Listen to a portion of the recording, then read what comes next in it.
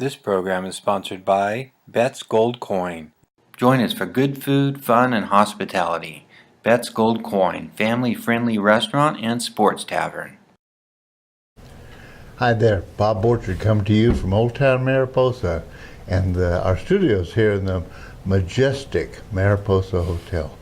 I was told by Mary that it's a historic, majestic Mariposa Hotel, but I'll get it right one of these days. I have with me today Bryan Starchman. Good to see you. Bryan has been around, I think, 35 years. 35 years. Yep. Moved up here and I just turned 3, and I turned 38 last week. So you've been here for a while. Yes, sir. And what do you do? So I am a teacher at Mariposa County High School, same place that I graduated from, and I'm a playwright as well. So we have some talent, unique talent here in Mariposa, and Bryan works with some of that talent, and of course he is part of that talent group. You're doing some productions up at the high school. Yes. As a drama teacher, you have some far-reaching responsibility. Yeah, they're busy days, and there's a lot of hats I wear, and sometimes I learn about new hats I didn't even know were in the closet, and I put those on. And usually do 3 to 4 productions a year, and currently we have a Halloween show coming up called Things That Go Bump in the Night. And when I first did the casting call, I had 27 kids show up. I had maybe about 15 roles. And I told them, if you guys want a role, I'll rewrite it, because I wrote the show. I'll rewrite it and I'll figure out a way to get 27 roles. And if it's not a big enough role, you won't hurt my feelings, just let me know and I'll give it to somebody else. All 27 showed up the next day.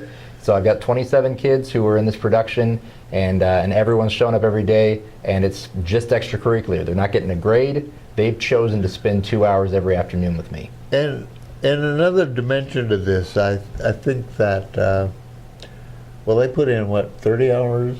Yeah, probably by the time we're done, about 40 hours plus what they're working on at home to get the lines memorized, but just after school time, yes. And this is not for credit. This is an extracurricular assignment. It's for that good feeling of hearing that audience clap for you.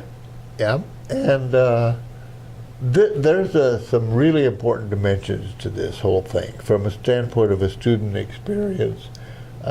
You teach English, of course. That's my phone. Really? Yes.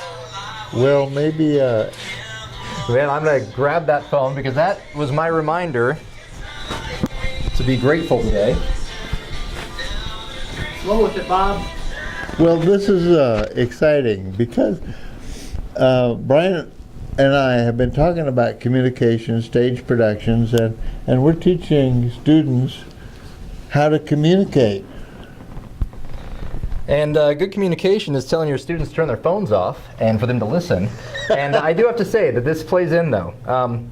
You know, I get so busy with work, and I sometimes forget all the things I have. And I'm not sounding cheesy, but my phone just went off because I've got an alarm set for 5:35 every day, and it's called Grateful. And when it goes off, whatever I'm doing, I stop and I think about all the things that went right today. And that happened to go off right now, but it's great when I'm driving home and I'm thinking about all the things that might have gone wrong, and I stop for a second and I go, I live in this beautiful town, I've got a great job, I want for very few things. And so I'm really grateful for what this town has provided me, and I've been able to come back and give back to it. On that theme, though, that phone is part of what we were talking about in terms of communication skills. Yes. And that's what you're not teaching young actors. No. You're teaching young people how to communicate with the world around them. Very few of my kids go on to major in acting. I tell them, don't major in acting. You can minor in acting, major in accounting, major in something that's going to be worth your money at college. A day job. Because most of my kids are people I've known in life, whoever made it in LA, it was luck. It was just they're the right place at the right time. I've got lots of talented kids, but really in the end, drama is about communication. Okay. These young people have the access to the language arts, Yeah. and they are learning how to communicate and not use their hands to talk, Yes. like I do. And that's going to have a huge impact on their life down the road, whether they pursue an educational career.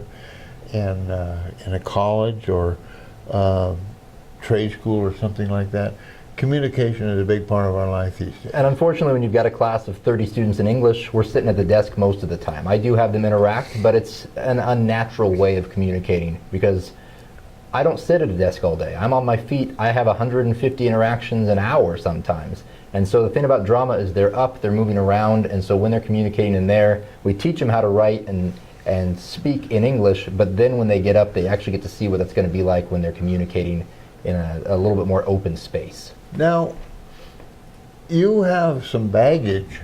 You don't come to us with a clean slate. You're actually a published playwright. Yes, yeah, that's weighing me down. So that's those royalty checks are hard to cash there. I understand, but that's an added skill, and it kind of bridges the English communication thing. And it bridges that too, where if a kid does want to go on and make that their career, I can show them, you know, when I go on summer vacation and I go to these places, when I drive cross country for 35 days like I did 2 summers ago, that all got paid for with these checks I get from writing my own plays. And so if I have a kid interested in playwriting, which is something I really push in my classes, and they want to get published, I give them the address of my publisher and other publishers and encourage them to get published.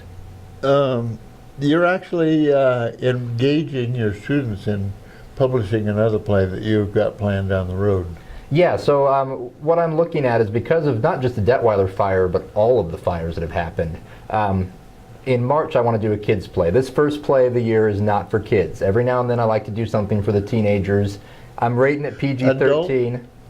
And mostly for the scary parts, because something on stage is going to be a little scarier than on screen. Probably PG by most people's standards, but I want to protect myself. Okay. But in March, I want to do something for the whole family. And so I'm writing a show about the fire. We were evacuated like a lot of families were, and a big part of that was evacuating our animals. And so I'm writing a little play from the point of view of a couple of dogs that get left behind by mistake and how they make their journey to find their people. And I have some kids who are going to write some music with me, some local musicians. Adam Burns is helping me out. And then I would love, after intermission, to have local musicians do a little concert on stage. Okay. About the things that go bump in the night. Yes. This is kind of a unique play. It's going to be around Halloween time. Yes. So a scary Halloween theme kind of show fits right in. Yeah. Talk to me about your actors, your performers. You had 35 people. Yeah, that's a lot of enthusiasm. Yeah, and I've got, I think I have 6 people helping backstage right now. I've got 3 prompters, but they're all helping build sets and everything else. So some of them didn't want to have an acting role, so I said, I'll find you a job. And so they're all helping out. They love when I do things like this because they don't always want to do the children's theater. The children's theater is great for this community, for everybody, but sometimes teenagers want to play teenage roles or more adult roles, and so they're really sinking their teeth into this one.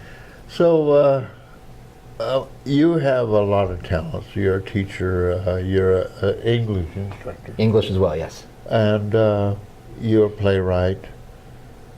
What is this?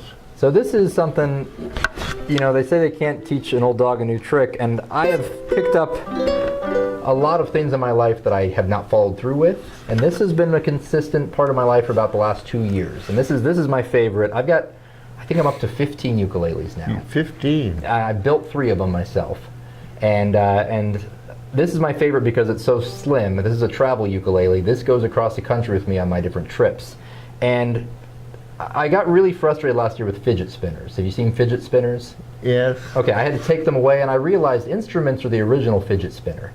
And because what I do after school is I go home and I play this for an hour, and it calms me right down. And so this gets my mind off of the day, and I'm able to have a creative outlet. So I have a lot of students who have gotten into the ukulele because they're popular, but they don't know how to play them.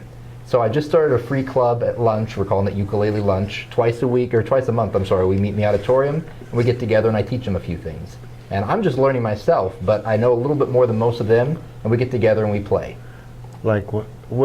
Do something. We can't tease people. All right.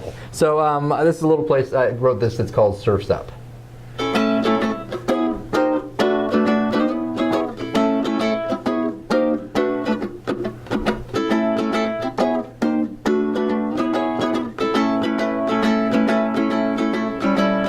it takes off into a blues riff. And I was sitting with some students, and they had never done bar chords, and so today we practiced and getting that little slide up. Yeah. And we did that for about 10 minutes, and the kids started riffing on their own and making it their own thing. So All right. what I'm planning on doing for the Detweiler, I don't have a title for the show yet. I'd love to see some comments on the YouTube to let me know what you think a good title for this show about the pets would be. But we're going to include some music. We're going to have some musical numbers, and I'm going to work with my ukulele kids to both write some songs and perform them. Awesome. Bryan, I always have fun when you come in. Thank you. I did too. And it's always exciting to be refreshed as to the things that we have to offer our young people in this community. And appreciate you taking some time out to do this. And I really enjoyed your phone. Yeah, thank you. And it was a great story. And probably something all of us need to sit down and set a time aside for just a few seconds. Make sure you're grateful after taping a show with Bob. And I will be. I will be grateful after this as well. Oh, right. And I'm grateful that Bryan joined us. And of course, I'm grateful for Isaac sitting over there giving me a big ear-to-ear grin. And thank you I'm grateful for you joining me today. So have a good day out there.